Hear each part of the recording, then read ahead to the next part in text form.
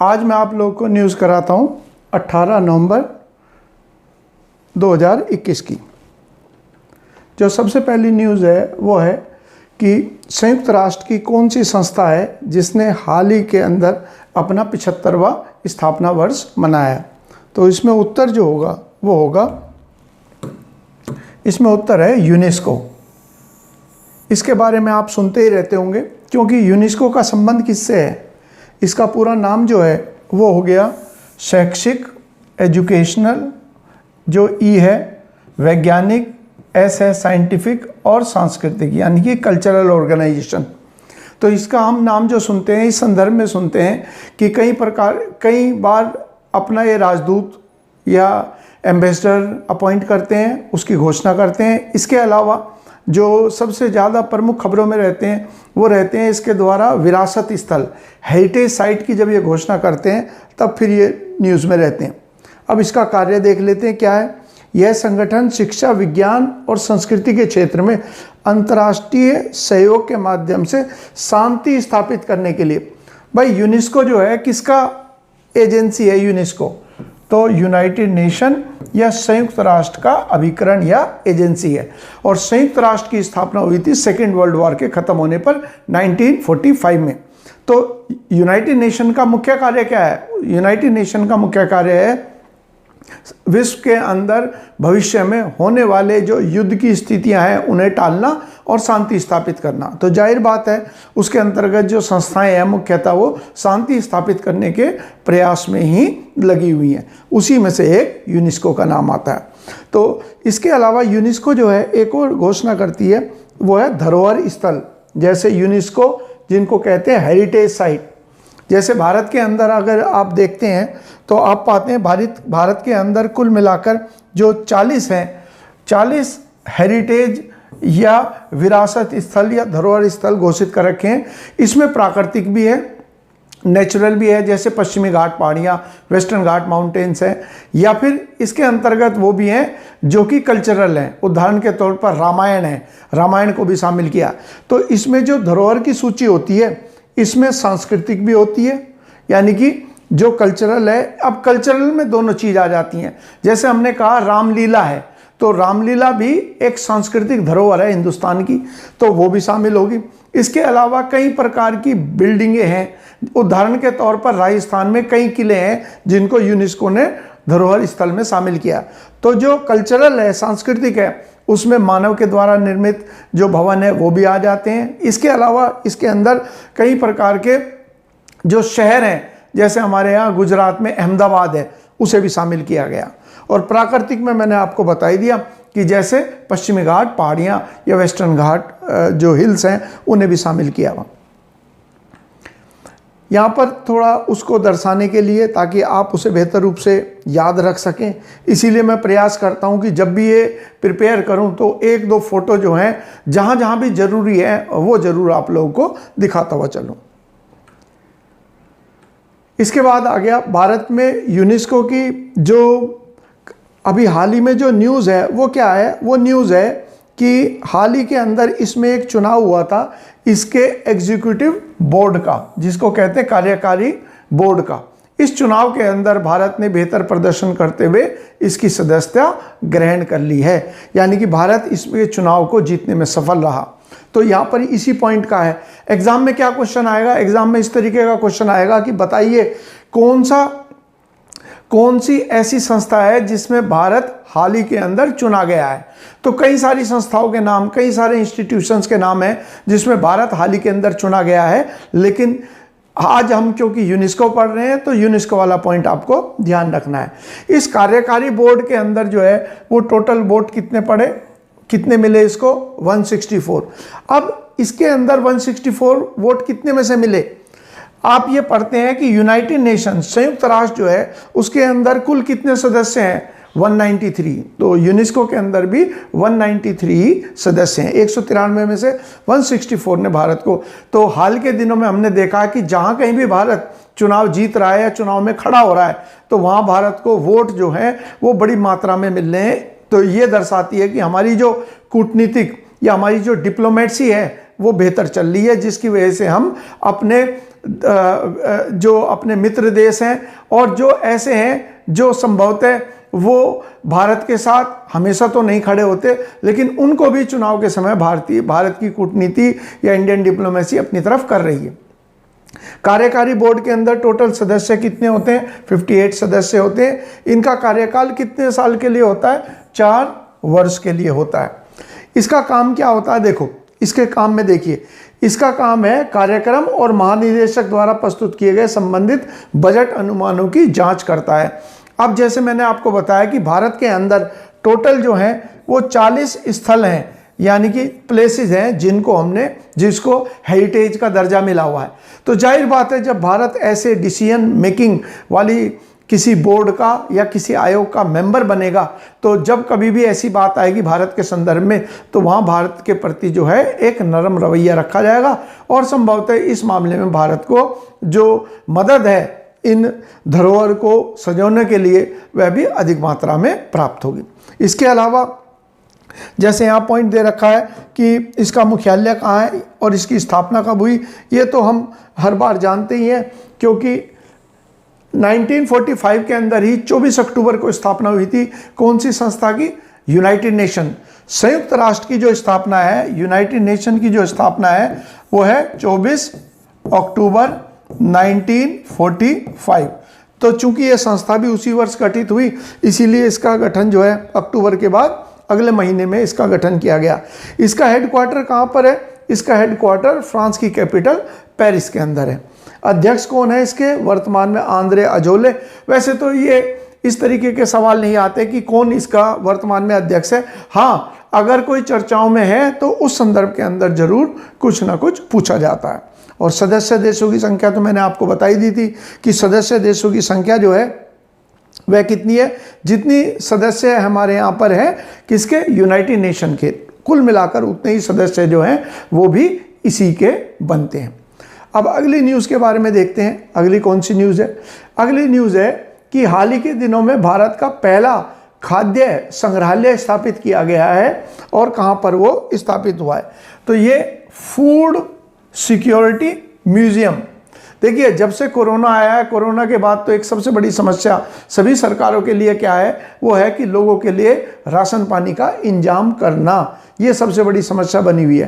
तो भारत के अंदर जो खाद्य पद्धति है, यानी कि ईटिंग हैबिट्स है, या फिर हम खाने पीने की चीज़ों को कैसे उसको हम भंडार करते हैं, कैसे उसको हम खराब होने से बचाते हैं। उदाहरण के तौर पर जो बच्चे गांव से संबंधित होंगे तो वो जानते हैं नीम के जो उसके बीज होते हैं उनका इस्तेमाल किया जाता है। किसान उनको इस्तेमाल करता है अपने गेहूं वगैरह को कीड़े लगने से बचाने के लिए। तो इस प्रकार से जो भंडारण की विभिन्न पद्धतियां हैं जो देश भर में अपनाई जाती हैं, उनको भी इसके अंदर दर्शाया गया। तो ये कहाँ पर स्थापित किया गया? वो स्थापित किया गया तंजावुर, जो कि तमिलनाडु में स्थित है। तो तमिलनाडु के बारे में जो पॉइंट है, या तंजावुर जो है, इसे कहा जाता है cultural capital of Tamil Nadu. Tamil Nadu की कैपिटल कौन सी है? चेन्नई है। और तंजावुर जो है उसे कहा जाता है उनकी सांस्कृतिक राजधानी। इसके अलावा तंजावुर के अंदर ही जो स्थापना की गई, ये किसके द्वारा स्थापना की गई? Food corporation of India. तो फूड कॉरपोरेशन ऑफ इंडिया ने यहीं पर ही क्यों स्थापित किया? तंजावुर में। क्योंकि फूड कॉरपोरेशन ऑफ इंडिया की जो शुरुआत है वो भी तंजावुर से ही है। इसीलिए फूड कॉरपोरेशन ऑफ इंडिया ने हमारा जो फूड म्यूजियम है देश का पहला, वो भी अपने जो जहाँ से उनकी शुरुआत हुई वहाँ स्थापित करने का निर्णय लिया है। और ये जो फूड संग्रहालय है, इस संग्रहालय के अंदर किन चीज़ों का दर्शाया गया है, जैसे मैंने यहाँ पर लिख भी दिया है कि इस संग्रहालय में देश की कृषि खाद्य प्रथाओं का, यानी कि जो डिफरेंट हमारे यहाँ पर जो फूड हैबिट्स हैं उनको दर्शाने का, और खाद्य संग्रहालय में विभिन्न प्रकार के खाद्य भंडारण विधियाँ, यानी कि फूड स्टोरेज की जो विभिन्न तरीके हैं उनको भी इसके अंदर दर्शाया गया। यहाँ पर तो उसमें ये दिखा दिया कि जैसे ताकि आप लोगों को याद रहे, तो इसमें खाने पीने की चीज़ें दिखा दी। अंततः तो इन चीज़ों से कोई मतलब नहीं है, ये जो इस टाइप की दिखा रखी हैं, यहाँ तो उद्देश्य है कि खाने पीने से संबंधित है।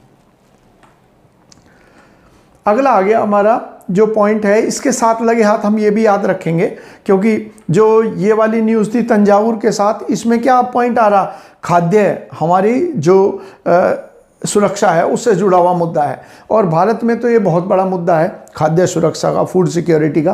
तो प्रतिवर्ष जो है ये रिपोर्ट्स ये जारी होती है जिसको कहते हैं वैश्विक खाद्य सुरक्षा सूचकांक, यानी कि हर साल जो है ग्लोबल फूड सिक्योरिटी इंडेक्स निकलता है, ये दर्शाने के लिए कि संबंधित देशों के अंदर खाने पीने की जो सुरक्षा है उससे संबंध में कितनी कारगर नीतियां और विधियां अपनाई गई हैं। तो उस मामले में भारत जो है वो हालांकि काफ़ी पीछे है। काफ़ी पीछे इसलिए मैं कह रहा हूँ क्योंकि भारत की जो महत्वाकांक्षा है और भारत की जो क्षमता और कैपेसिटी है वो तो हमें महाशक्ति बनाने के लिए है, लेकिन जब हम कई जगह पर पहलुओं पर जांच करते हैं तो हम पाते हैं हमारी स्थिति जो है वो ऐसे देशों के साथ में है जो अंतर्राष्ट्रीय स्तर पर जिनकी हैसियत ना के बराबर है और बहुत ही पिछड़े हुए देश हैं। ऐसे ही खाद्य सुरक्षा में हम देखें तो मात्र 113 देशों की जो सूची जारी हुई उसमें भी भारत का काफ़ी निचला स्थान है, 71वां। हालांकि अगर हम अपने पड़ोस में रहने वाले कुछ देशों की बात करें, जैसे पाकिस्तान है या श्रीलंका है, श्रीलंका में तो हाल ही में आपने देखा होगा फूड इमरजेंसी भी घोषित करनी पड़ी, यानी कि खाद्य आपातकाल की घोषणा भी करेगी। तो इनकी तुलना अगर हम करें पाकिस्तान, श्रीलंका, नेपाल और बांग्लादेश, तो उसकी तुलना में तो बेहतर है। लेकिन जिसके साथ हम असली मायने में चाहते हैं हमारी तुलना हो वो है चाइना या चीन। चीन का स्थान देखिए वो 34वां स्थान है।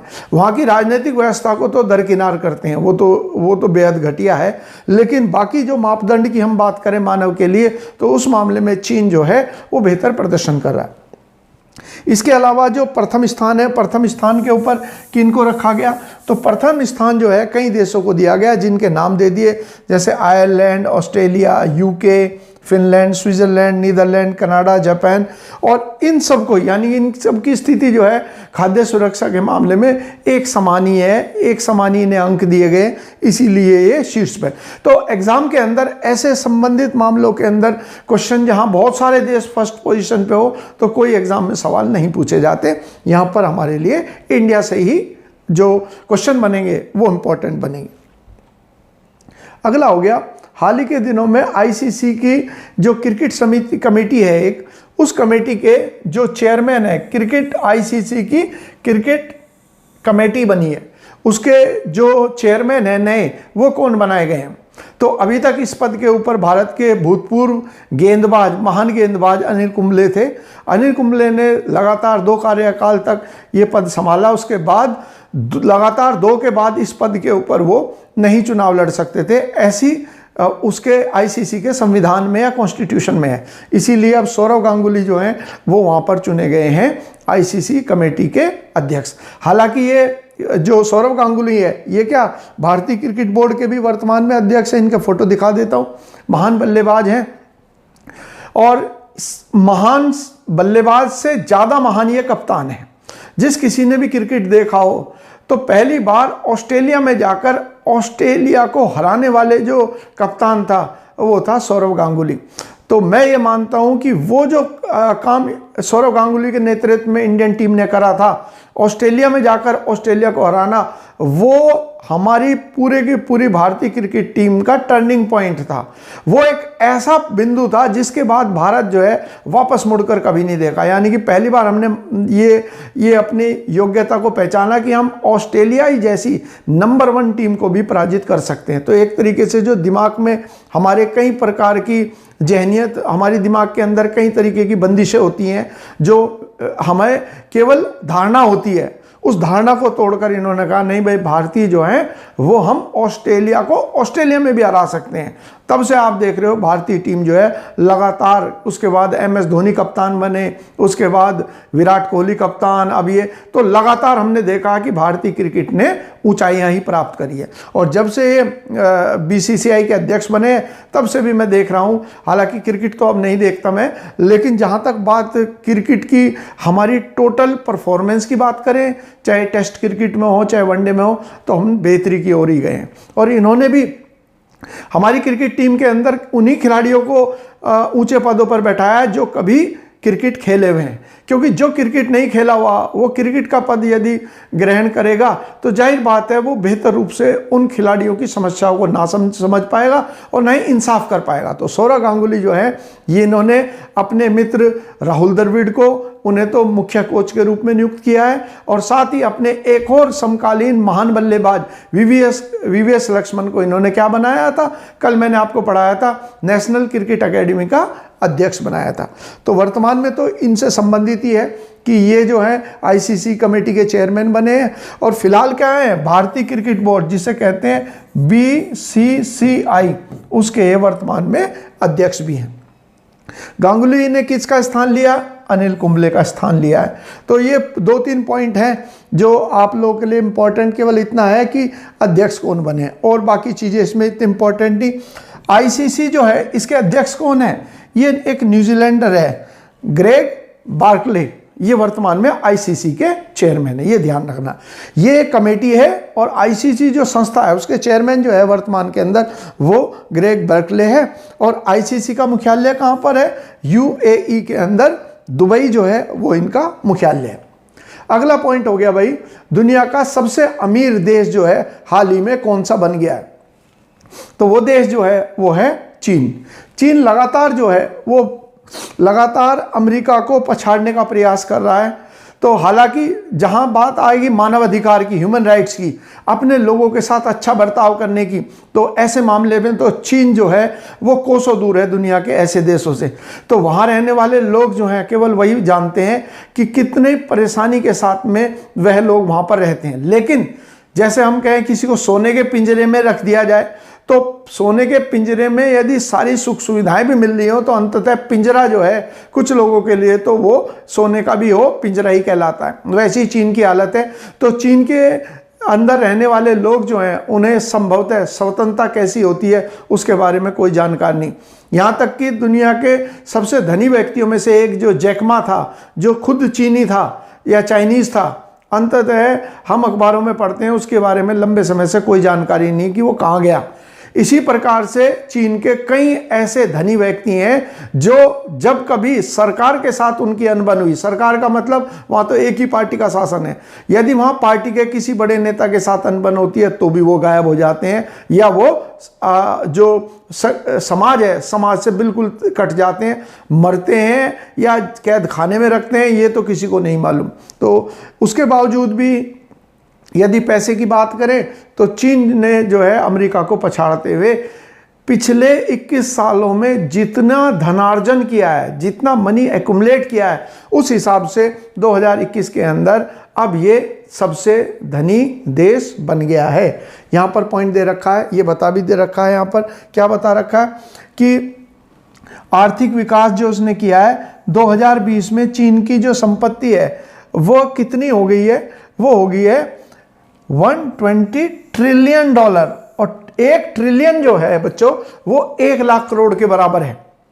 तो इसकी कुल जो संपत्ति है वो बढ़कर होगी $120 ट्रिलियन, जो कि 2000 के अंदर सिर्फ कितनी थी, $7 ट्रिलियन की इनकी कुल थी उस समय पर। यानी केवल 20 वर्षों में चीन की जो संपत्ति है उसमें कितनी वृद्धि हुई है, $113 ट्रिलियन की वृद्धि हुई है। अब इसकी तुलना अगर हम उससे करें, ये तो मैंने बीजिंग दिखा रखा है भाई, जो इनका या जो सबसे ज़्यादा चमकदार शहर है जहाँ पर हम चीन की जो पैसा है और चीन की जो संपत्ति है उसको आंखों से देख सकते हैं, वो तो कहलाता है शंघाई। लेकिन बीजिंग जो है ये भी कम खूबसूरत नहीं है, ये भी इसमें भी इन्होंने बहुत सारी बिल्डिंगें हैं जैसे इस प्रकार की हैं। तो जो कोई बीजिंग जाता है वो भी आश्चर्यचकित होता है। वर्तमान में तो इतनी प्रगति चीन ने अवश्य कर लिया। अपने लोगों को अधिकार दिए हो ना दिए हो वो अलग बात है, लेकिन देश के रूप में तो उन्होंने प्रगति अवश्य कर लिया। यहाँ पर आ गया कि इसी अवधि के दौरान जब इनकी 7 ट्रिलियन से 120 ट्रिलियन हुई, उसी दौरान जो है वो जो अमेरिका है इसकी कुल संपत्ति जो है वो क्या हुई है, इसकी कुल संपत्ति जो है वो दुगनी से अधिक हुई है। लेकिन कितने तक पहुंची है, केवल 90 ट्रिलियन। और चाइना की कितनी है, 120 ट्रिलियन। हालांकि जीडीपी के मामले में अभी भी जो है अमेरिका पहले नंबर पर है, लेकिन जैसे मैंने कहा हम तुलना करें पिछले 20-21 सालों में और कुल धन इकट्ठा हो गया तो उस मायने में चीन जो है फिलहाल दुनिया में सबसे आगे है। अगला पॉइंट है, भारत सरकार ने पहला ऑडिट दिवस मनाने का निर्णय लिया है। ऑडिट किसको कहते हैं? ऑडिट का मतलब होता है अन्वेषण करना, जांच करना, किनकी खातों की जांच करना। तो सरकारी जो हमारे विभाग हैं उन विभागों को पैसा मिलता है और उस पैसे को उन्होंने कहाँ कहाँ पर खर्च किया उसके लिए जो है उनकी ऑडिट होती है। और ऑडिट करने का काम जो है वो हमारे यहाँ पर कौन करता है? ऑडिट करने का काम करता है हमारे यहाँ CAG, ये जिसे कहते हैं महालेखा परीक्षक, या इसी को कहा जाता है नियंत्रक और महालेखा परीक्षक। तो वर्तमान में कौन है इस पद के ऊपर? तो उस पर देखने से पहले ये पॉइंट देखते हैं कि कब मनाया जाता है। ये पहली बार कब मनाया गया? 16 नवंबर को। और क्यों मनाया गया इसको भी मैं आपको बताऊंगा अभी क्यों मनाया गया है इस तारीख को। लेकिन उससे पहले जो है ये नए CAG हैं मुर्मू, इनके बारे में आपने ये भी देखा होगा कि जब हमारे यहाँ पर 6 अगस्त 2019 को जम्मू कश्मीर का पुनर्गठन और रीऑर्गेनाइजेशन किया गया तो उसके बाद जो वहाँ के पहले लेफ्टिनेंट गवर्नर बनाए गए, क्योंकि वो राज्य से, स्टेट से क्या बनाया गया? संघ शासित प्रदेश, यूनियन टेरिटरी। तो यूनियन टेरिटरी में कौन होता है? Lieutenant governor. तो पहले लेफ्टिनेंट गवर्नर जो बने थे वो बने थे यही मुर्मू।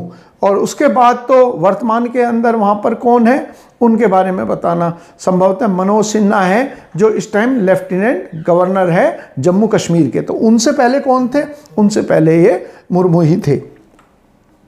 तो अब हम 16 नवंबर को क्यों मनाते हैं वो मैं आपको बात बता रहा था। 16 नवंबर के दिन इसलिए हम मनाते हैं क्योंकि हमारे यहाँ पर 16 नवंबर 1860 को इस पद का गठन किया गया। और कौन से कानून के तहत? Government of India act 1858, government of India act 1858 के तहत। क्योंकि 1857 का जो गदर हुआ था उस गदर के बाद ईस्ट इंडिया कंपनी से सारा प्रशासनिक अधिकार, सारा एडमिनिस्ट्रेटिव जो पावर थी वो सारी ब्रिटिश गवर्नमेंट ने अपने अधिकार में ले ली। और उसके साथ ही ये कानून के तहत ये कहा गया अब से जो खाते होंगे सरकारी उन खातों की जांच के लिए पदाधिकारी बनेगा जिसको कहा जाता है महालेखा परीक्षक, या फिर जिसे कहते हैं इंग्लिश में कंट्रोलर एंड ऑडिटर जनरल। इसी उपलक्ष्य में 16 नवंबर का चुनाव किया गया। और GC मुर्मू कौन है वर्तमान में? ये भारत के कंट्रोलर एंड ऑडिटर जनरल है। इसके अलावा इस पदाधिकारी की बात चली रही थी तो लगे हाथ कॉन्स्टिट्यूशन के कुछ पॉइंट्स भी कर लेते हैं। डॉक्टर BR अम्बेडकर जो है उन्होंने क्या कहा था? उन्होंने किसको कहा हमारे कॉन्स्टिट्यूशन का सबसे इंपॉर्टेंट पदाधिकारी, most important officer of Indian constitution? तो डॉक्टर अम्बेडकर का जो कथन था वो भी किन के लिए था? नियंत्रक और महालेखा परीक्षक यानी कि CAG के बारे में उन्होंने कहा। क्यों? क्योंकि CAG जो है जनता के धन का संरक्षक है, यानी कि ये क्या है? ये है watch dog of public money. क्योंकि जो भी सरकार के पास पैसा जाता है खर्च करने के लिए विभागों में जाता है, ये उनके खातों की जांच करके, और अगर कोई गड़बड़ी होती है तो वो हमें घोटाले के रूप में दिखाई देती है। जैसे 2G स्पेक्ट्रम का घोटाला हुआ, या कोयला घोटाला जिसे कोलगेट कहते हैं, या राष्ट्रमंडल खेल जब कॉमनवेल्थ गेम हुए थे उस दौरान घोटाला हुआ था। उन सारे घोटालों की जानकारी जो है हमें CAG की रिपोर्ट से ही पता चलती है। तो इनके महत्व को, कि क्या महत्व है इनका, कि ये जनता के पैसे को सुरक्षित रखने में भूमिका अदा करते हैं, इसलिए इनके बारे में कहा गया। कौन से आर्टिकल में हमारे यहाँ दिया गया? तो आर्टिकल 148 के अंदर बताया गया है कि एक पदाधिकारी की नियुक्ति की जाएगी और इनका जो कार्यकाल होता है, टिन्योर होता है, वो टिन्योर जो होता है वो 65 वर्ष आयु या फिर 6 वर्ष का कार्यकाल होता है इनका, है ना। आमतौर पर हम देखते हैं 5 वर्ष की बात आती है, लेकिन जब इलेक्शन कमीशन की बात हो, निर्वाचन आयोग की बात हो, या फिर बात हो नियंत्रक और महालेखा परीक्षक की, तब हम देखते हैं यहाँ पर 6 वर्ष का समय आता है। नियुक्ति कौन करता है, अपॉइंट कौन करता है? तो भाई अब जैसे हम बात कर रहे हैं कि जितने भी बड़े पदाधिकारी हैं केंद्र सरकार में, उनकी नियुक्ति कौन करते हैं? राष्ट्रपति। तो राष्ट्रपति करेंगे, लेकिन इन्हें हटा नहीं सकते। हटाएगा कौन? पार्लियामेंट के संबोधन, यानी कि जब संसद अपनी अलग अलग बैठक करके प्रस्ताव पारित करेगी, रिजोल्यूशन पास करेगी, तब जाकर इन्हें पद से हटाया जाएगा। इसीलिए आज तक कोई भी पदाधिकारी जो है सीएजी का अपने कार्यकाल पूरा होने से पहले नहीं हटाया जा सका है। इसके बाद आगे अगली पॉइंट, वैश्विक रिश्वत जोखिम सूचकांक जो हाल ही में अभी जारी हुआ है, ये कहलाता है ग्लोबल ब्राइबरी रिस्क जिसको कहते हैं। भाई इसका संदर्भ क्या है? इसका संदर्भ ये है कि देशों के अंदर जो ये संबंधित है जिसको कहा जाता है कि रिश्वत आदि लेना, तो उस मामले के अंदर भारत की कौन सा स्थान मिला है, भारत को रैंकिंग कौन सी दी गई है। तो इस मामले में अगर हम देखेंगे तो यहाँ पर हमें इस मामले में हम देखेंगे तो जाहिर बात है भारत एक विकासशील देश है, और जितने भी विकासशील देश हैं वहाँ पर एक समस्या जो है ये भ्रष्टाचार की जरूर आती है, क्योंकि हर कोई चाहता है कि उसका काम जो है वो दूसरे से पहले हो जाए। तो इसी कारण से जो है सरकारी कर्मचारी भी उसी चीज़ का फ़ायदा उठाते हुए वो भ्रष्टाचार में लिप्त हो जाते हैं। तो इस मामले में भारत की स्थिति क्या है ज़रा देखें। भारत कौन से हमारे यहाँ इंडेक्स में कौन सी स्थिति है? 82nd स्थिति जो है वो भारत की है। तो दुर्भाग्यपूर्ण है कि भारत जो है वो 82 स्थान पर है दुनिया के 194। आपने पढ़ा था यूनाइटेड नेशन के अंदर, मैंने आपको बताया यूएन के अंदर कितने सदस्य हैं? 193। तो यहाँ पर क्या है 194 कैसे हो गए? कुछ क्षेत्र ऐसे हैं जिन्हें राष्ट्र का दर्जा नहीं, जैसे फिलिस्तीन है, लेकिन फिलिस्तीन के प्रशासन अपने क्षेत्र में वो चला रहा है, तो उसे भी शामिल कर लिया सदस्य के रूप में। तो इसीलिए देश और कुछ क्षेत्र उन्हें शामिल करके टोटल 194 बैठते हैं। ये रिश्वत रोधी संगठन है जिसको TRACE यानी कि इसको कहते हैं TRACE, ये कहलाता है, ट्रेस नाम का संगठन है जो ये सूची तैयार करता है। और भारत को कितने अंक प्रदान करे गए? 44 अंक। यदि यूपीएससी वगैरह एग्जाम हो तो उसके अंदर तो ये अंक वाला पॉइंट जो है ये भी ध्यान रखना होगा। ये अंक जो है 4 पैरामीटर के आधार पर तैयार किए जाते हैं, जिसमें क्या क्या है? जिसमें सरकार के साथ, जैसे यहाँ लिखा है, सरकार के साथ व्यापारिक बातचीत, रिश्वत प्रतिरोधक और प्रवर्तन, यानी कि रिश्वत आदि को रोकथाम करने के लिए कैसी एजेंसी और कितनी वो कारगर है। जैसे हमारे यहाँ ईडी है या सीबीआई है, वो गठित तो कर दी है, तो दुनिया में हर जगह है, लेकिन क्या वो कारगर भी हैं, वो चीज़। और प्रवर्तन का मतलब है एनफोर्समेंट, यानी कि गठन करना और फिर उन्हें लागू करना। इसके अलावा सरकार और सिविल सेवा पारदर्शिता, यानी कि जैसे हमारे यहाँ कोई भी जो डिसीजन है क्या वो सार्वजनिक किए जाते हैं ताकि जनता को पता चले, और भ्रष्टाचार आदि का कोई मामला अगर हो तो वो भी उजागर हो जाए, ट्रांसपेरेंसी कहते हैं उसके लिए। तो आप जानते हो आरटीआई का नाम आता है भारत में, राइट टू इंफॉर्मेशन या सूचना का अधिकार। फिर है मीडिया की भूमिका। ये सारी चीज़ों, 4 चीज़ों को मिलाकर जो है वो जोखिम सूचकांक तैयार किया जाता है। इसके अंदर जो है अगर हम बात करें भारत की, तो पिछली बार के मुकाबले जो है भारत की स्थिति जो है और कमज़ोर हुई है। यानी कि पिछली बार भारत को कौन से स्थान पर रखा गया था, ये भी इम्पोर्टेंट रहते हैं कि 2020 में भारत की स्थिति क्या थी। तो 2021 में तो हमारी जो पोजीशन है वो कौन सी है? 82nd।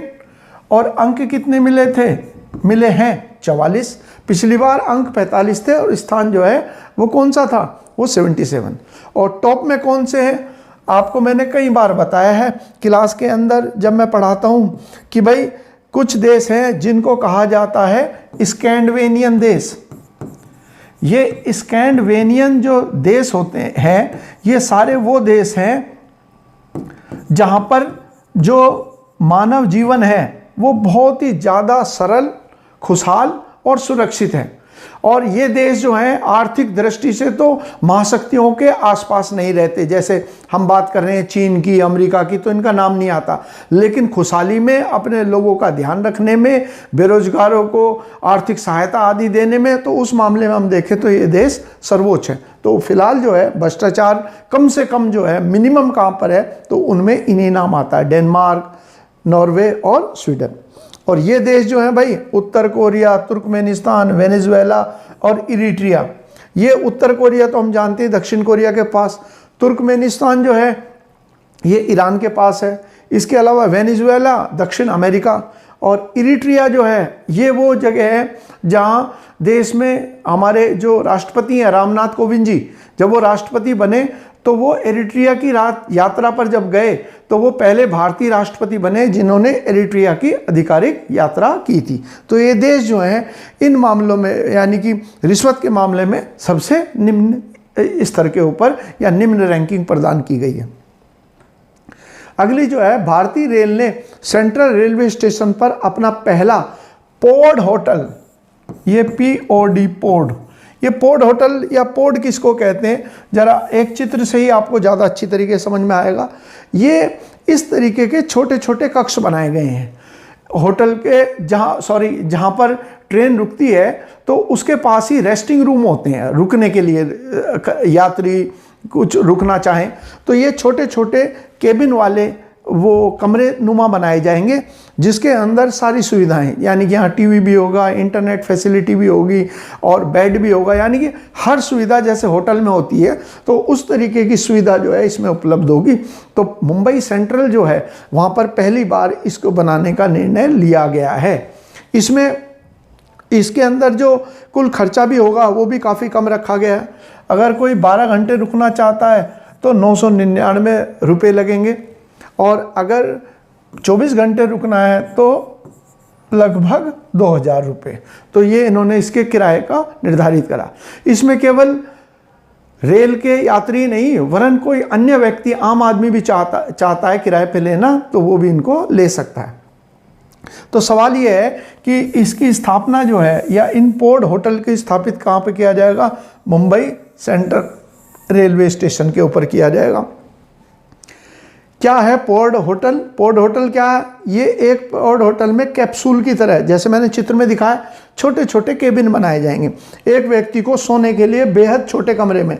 भाई इतना होगा कि वो आराम से वहाँ पर लेट सकता है, और आसपास जैसे मैंने कहा इंटरनेट है, टीवी है, वो वहीं पे ही आसपास ही वो सुविधा भी उपलब्ध होगी। लेकिन कक्ष जो होगा वो बहुत छोटा होगा और उसमें तमाम तरह की सुविधाएं जैसे वाईफाई, टीवी, एक छोटा लॉकर आदि वो सारे उपलब्ध होंगे। फिर मैंने यहाँ पर दे दिया कि जो हमारे यहाँ पर रेलवे जोन है, टोटल मिलाकर कितने रेलवे जोन है भारत में, तो 18 रेलवे जोन है। तो यहाँ मैंने जानबूझ के ये चीज़ दे दी ताकि जो बच्चे रिवीजन करना चाहें वो लगे हाथ यहाँ रिवीजन भी करते हुए चलें, और मैं तेज़ी के साथ में आपको रिवाइज भी करा देता हूँ। एक तो हमारे रेल मंत्री कौन है, तो अश्वनी वैष्णव जो है ये हमारे नए रेल मंत्री हैं। पहले रेल मंत्री कौन थे इनसे पहले, वो पीयूष गोयल थे। तो कौन कौन सा भारत में कहाँ पर हमारा रेलवे का मुख्यालय है, तो एक सवाल आया जैसे एग्ज़ाम में, वनडे एग्ज़ाम में, कि बताइए हमारे यहाँ सबसे ज़्यादा जो रेल के जोन है वो कहाँ पर है। तो आप यहाँ देखिए कि मुंबई में 2 रेलवे जोन हैं, एक तो हमारा सेंट्रल और एक वेस्टर्न रेलवे, मध्य और पश्चिम। और कोलकाता में क्या है, ईस्टर्न और साउथ ईस्ट, पूर्व और दक्षिण, और एक कलकत्ता और एक कोलकाता मेट्रो भी है। भारत में सबसे पुरानी मेट्रो कहाँ पर है, कोलकाता में। तो इसलिए मैंने ये पॉइंट दे रखा है कि भाई दोनों को, इन तीनों को एक जगह और इन दोनों को एक जगह मैंने वो बता दिया।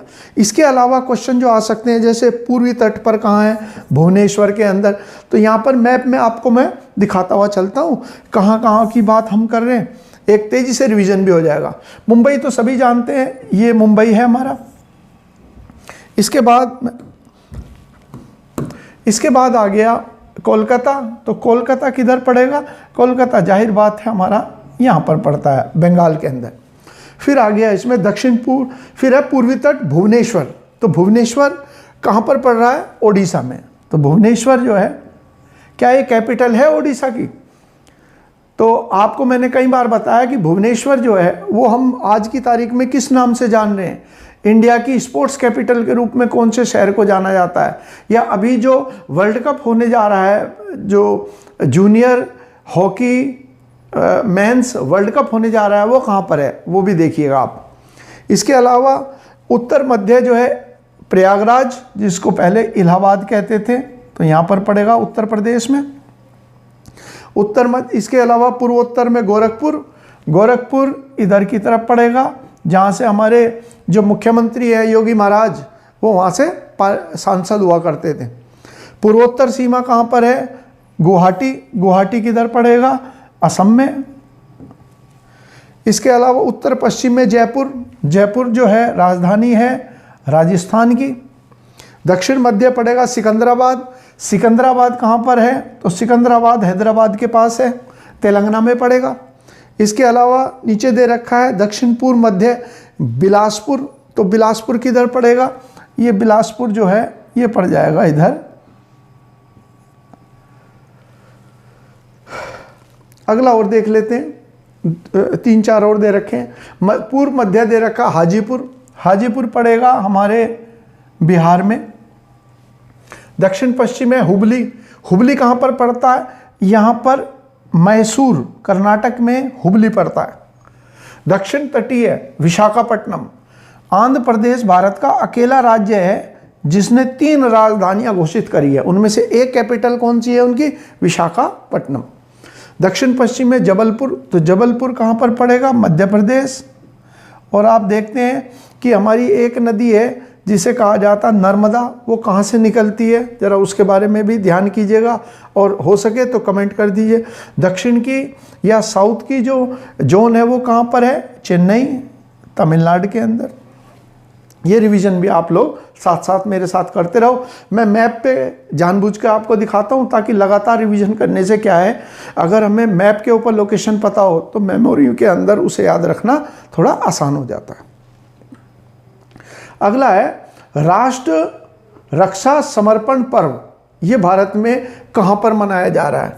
आजकल आप सुन रहे होंगे कई सारे नए दिवस जो हैं वो घोषित कर रही है भारत सरकार और उन्हें मनाया जा रहा है। जिन आदिवासियों को हम केवल इतिहास में पढ़ते थे कि इन्होंने विद्रोह कभी किया था, उनके लिए आपने देखा हो कि हाल ही में जनजाति गौरव दिवस मनाया गया 15 नवंबर को। उसी प्रकार से रानी लक्ष्मीबाई, जिनकी तो सब बच्चों ने वो पढ़ी होगी कि खूब लड़ी मर्दानी, वो तो झांसी वाली रानी थी। तो बुंदेलों के मुंह से सुनी हमने कहानी थी। तो बुंदेलखंड में झांसी पड़ता है। तो यहाँ पर क्या है, जो ये झांसी की रानी थी, इनकी जो जयंती है उस जयंती को इस बार मनाया जा रहा है राष्ट्र रक्षा समर्पण पर्व। कब? और ये कब से 3 दिनों के लिए मनाया जाएगा? 17, 18 और 19 नवंबर को। कहाँ पर? तो जाहिर बात है जहाँ की हम बात कर रहे हैं बार बार, झांसी की, तो झांसी में ये मनाया जाएगा। अभी मैं आपको उसमें मैप में भी दिखाता हुआ चलूँगा। ये 19 नवंबर को क्या है? 19 नवंबर को रानी लक्ष्मीबाई की जयंती है। ये 19 नवंबर को इनका जन्म, कहाँ जन्म हुआ था इनका? इनका जन्म बनारस, जिसे काशी कहते थे, वहाँ पर इनका जन्म हुआ था। इनकी याद में राष्ट्र रक्षा, इन दिवस को मनाने के पीछे महत्व क्या है? जैसे मैंने कई बार जिक्र किया है, सारी चीज़ें जो हैं, जो हमारा व्यक्तित्व है वो हमारे विचारों से मिलकर बना है। यदि स्वाभिमान का भाव उत्पन्न होगा, साहस का भाव उत्पन्न होगा, तो हम देखते हैं वो साहसी हो जाएगा। ज़्यादा दूर मत जाइए, आप ये देखिए भारतीय सेना के अंदर जो कोई शामिल होता है वो किसी भी जाति का हो, किसी भी बिरादरी का हो, अंततः जाकर वहाँ वो साहस का काम करता है। तो वहाँ हम ये नहीं देखते फलानी बिरादरी का है, ये किसी जाति का है, वहाँ तो सब एक से है। क्यों? क्योंकि उनकी ट्रेनिंग दी गई है। उन ट्रेनिंग के दौरान उनके मन के अंदर ये धारणा बैठाई गई है और बैठ गई है कि हम लोग जो है राष्ट्र सेवा के लिए मरने मारने को तैयार हैं। तो साहस जो है ये भी विचारों से उत्पन्न होता है। तो जब हम इस तरीके के पर्व आदि मनाएंगे तो जाहिर बात है भारतीयों के मन में स्वाभिमान की भावना जागेगी। तो और यहाँ पर क्या है, 3 दिन यहाँ रक्षा क्षेत्र से जुड़े हुए कई कार्यक्रम आयोजित किए जाएंगे। अब इसमें लगे हाथ हम एक पारंपरिक चीज़ और करते हुए चलेंगे जिसे कहा जा रहा है, जैसे मैंने यहाँ पर दिखा दिया आपको। तो जैसे यूपी के एग्जाम में सवाल आया है कि बुंदेलखंड के अंतर्गत कौन कौन से ज़िले आते हैं, तो यहाँ मैंने आपको जो दिखा रखा है ये मैं आपको बताता हुआ चलूँ। यहाँ पर देखिए ये पॉइंट जो है यहाँ पर है, और मैं साथ साथ में आपको ये जो दूसरा हिस्सा है ये भी दिखाऊंगा मैं, और इसको भी बताऊंगा ये मैंने क्यों ले रखा है। यहाँ पर सबसे पहले देखिए कि जो उत्तर प्रदेश के अंदर हिस्सा है जिसे हम कहते हैं बुंदेलखंड, तो बुंदेलखंड में कौन कौन सा हिस्से आगे, तो ये हिस्से आगे। यहाँ से हम शुरू करें चित्रकूट समझने के लिए। यहाँ चित्रकूट, बांदा, हमीरपुर, झांसी, महोबा, ललितपुर। तो ये सारा जो है ये क्या कहलाता है, इसी को कहते हैं बुंदेलखंड। और मैंने कल की क्लास में भी बताया था कि भाई बुंदेलखंड जो है उत्तर प्रदेश में काफ़ी पिछड़ा हुआ क्षेत्र है। इसके विकास को लेकर बहुत सारे कार्य किए जा रहे हैं और उनमें से बुंदेलखंड एक्सप्रेसवे का नाम भी आता है और साथ ही साथ यहाँ पर रक्षा कॉरिडोर भी स्थापित किए जा रहे हैं। उस पर जाने से पहले मैं आपको जो मैंने फ़ोटो इसके अंदर दे रखा है, ज़रा मैं पहले उसी को दिखा देता हूँ आपको। जो मैंने इसमें दूसरा वाला हिस्सा भी दे रखा है, वो क्यों दे रखा है मैंने, तो यहाँ पर एक क्वेश्चन जो है यूपी के एग्ज़ाम में आया कि बताइए बुंदेलखंड जो है वो कहाँ पर स्थित है या कहाँ कौन कौन से में है। तो बुंदेलखंड की जो स्थिति है मैंने यहाँ पर एक फ़ोटो आप लोगों के लिए इस तरीके का कर दिया है ताकि आप उसे समझ सको। ये हिस्सा जो है अब समझ में आएगा। देखिए, तो ये मध्य प्रदेश है, नीचे का जो हिस्सा है जो मैंने अलग से जोड़ रखा है ये हो गया हमारा मध्य प्रदेश। तो ये मध्य प्रदेश हो गया, यहाँ भी मध्य प्रदेश है, क्योंकि यूपी की सबसे बड़ी सीमा जो है किसके साथ लगती है, एमपी के साथ। इधर एमपी है, इधर हमारा पड़ोसी राज्य है बिहार, इधर एक और पड़ोसी है झारखंड और इधर है छत्तीसगढ़। और ये जो सबसे बड़ी सीमा है वो एमपी से लगती है। तो एमपी का और यूपी का ये मिला लें तो ये सारा हिस्सा जो है इसे कहते हैं बुंदेलखंड। ठीक है जी, बुंदेलखंड एमपी में भी है और यूपी में भी है, क्योंकि भाषा संस्कृति एक समान है, इसको बुंदेलखंड कहा जाता है।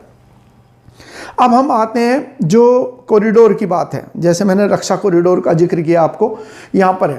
तो इस क्षेत्र के विकास को लेकर बहुत सारे कार्य किए जा रहे हैं और उनमें से एक क्या है, ये रक्षा कॉरिडोर का भी है।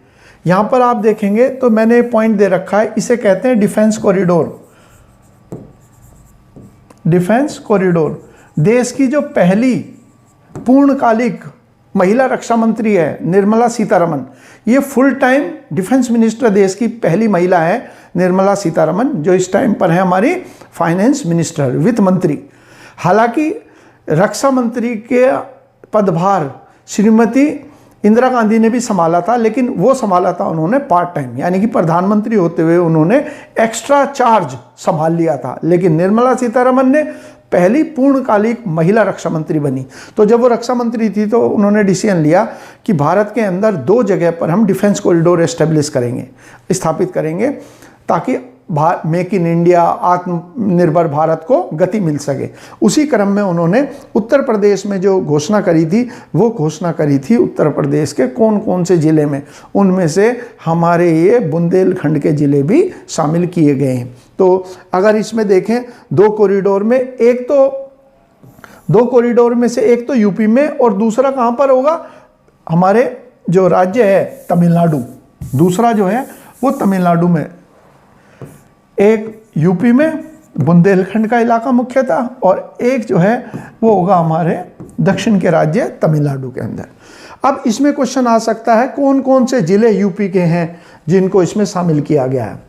तो यहाँ देखिए झांसी, चित्रकूट, आगरा, अलीगढ़, कानपुर और लखनऊ यहाँ पर है। मैं आपको अभी मैप में भी दिखाता हूँ। उससे पहले देखिए जो एक मिसाइल मैन्युफैक्चरिंग यूनिट है वो कहाँ एस्टेब्लिश की जाएगी, झांसी के अंदर। इन सब चीज़ों से क्या है, ज़बरदस्त गति मिलेगी इस क्षेत्र के अंदर, रोजगार के अवसर भी मिलेंगे। और बाकी जब हम देखते हैं कहीं पर विकास हो रहा है तो उसके संदर्भ के अंदर और प्रोत्साहन प्राप्त होता है और दूसरी यूनिट जो है, दूसरी चीज़ें भी निर्मित होनी शुरू हो जाती हैं। अब यहाँ पर जैसे मैं इस चित्र के अंदर आपको दिखाऊं तो जैसे अभी जिक्र किया है कि ये कहाँ कहाँ पर है, तो यहाँ पर देखिए, तो यहाँ पर कौन कौन से, एक तो ऊपर की तरफ तो एक तो आ गया अलीगढ़, एक आ गया आगरा, यहाँ अलीगढ़, आगरा, लखनऊ और कानपुर। इसके अलावा ये आ गया इधर की तरफ, यहाँ पर चित्रकूट। तो ये जो डिफेंस कॉरिडोर है ये इस पूरे हिस्से के अंदर एस्टेब्लिश होगा, उत्तर प्रदेश के इन हिस्सों में।